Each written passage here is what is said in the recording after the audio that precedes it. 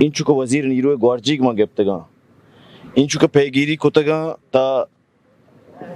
وضعیت آب میں ملک متفاوت تر بھی من اندازے من فکر نہ بودتا یہ دا مجبر انسان وتی تعریف به سک ناگواری گپ دیگه حوزه سک ضعیف معامل کتا و حتما باید در برابر پیشگاه عدل الهی جوابگو ببین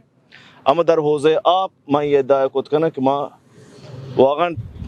فضای وجود یارتا که نیم میں مردمانی تو نیکی نی گوش کو نه که گوش نگوش بکنه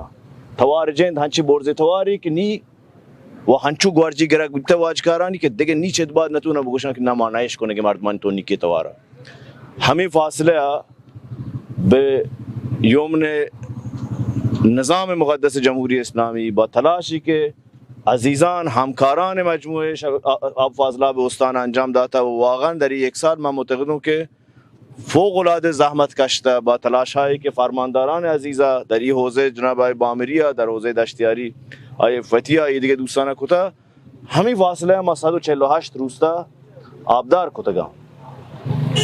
بله میں جانا کونٹاک باز شتا یہ کونٹگان در کنک چو کم کم زمان هم بارتے ہیں شما صاحب روپار والا مردم بیتے گئے من دین زمانہ رستے گی شمار صاحب روپار نہیں شمار حق کہانی مردم ہر یک طاقتی ہستے چاہے حد گیشتر صاحب روپار کوتنکا منتها ما تعهد شمار دین هم من هم ای واجه کی واجه شان مارا ای واجه دیگه هیچ شانی نی به قول آجای بامیری یا ما نوکر مردم یا سرباز نظام گرچه دوین کسه مارا یک شانی دیگه مارا مسئولین نیستیں بر اساس ہمی دوین شان انشاءاللہ با پیگیری های کتا ما یہ شہادت آندیں کہ یہ مدتا همکاران آب فاضلاب استانا در منی حوزه کوتاهی نکتا تمام تلاش کتا شما اگر برای گنده وجه بریس پسا باندن یک متر دول گذاری پیسرا نبی تانیان بریس پروژه تقریبا به حدی رسته پسا باندرا انشاءاللہ که به همین شکل تقریبا تمام بیتا حوزه تلانگا از 52 روستا 50 روستا آبدار بیتا و پروژه باهو تا کلانیا نی مرچی من خلا و جزبیرزا رستا مازا زحمات آئے سردار زاده و آئے آغایی ہیں در ادا و جناب آئے قاسمی به صورت ویژه تشکر کنه بلی هیچی نہیں آئے فرمانداران گوشت کشی مایده مرچی نیت کنگی بوشی وجه ما مزنی زحمی جتا ما مرچیت کنگی و تی حضرہ پیش بکنی و تی شرمندگی پیش بکنی بل نیچه بعد نما صاحب رو اوپر آپ واسطہ کم سے کم نہ کنی ابتداء سخنا آج سلیمان ہمارا گوشت کہ وجہ شرمناکی گپ شما انچو سال بعد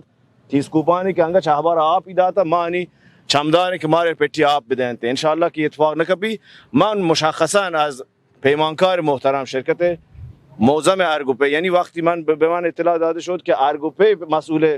این پروژه است من انصافا یه مقداری های فرماندار خیالم راحت شد که اون اتفاقاتی که در دیگر پروژه افتاده بود انشاءاللہ که نیفته از زحمات همه عزیزان خانم بخشدار شورای بخش همه تلاشگران و در واقع مخصوصا همکاران حوزه آب فاضلاب من بی نهایت سپاسگزارم سرجهلی و چمجهلی جهلگنده مراد باتی سربرز و بلند باتی سربرز و بلندانی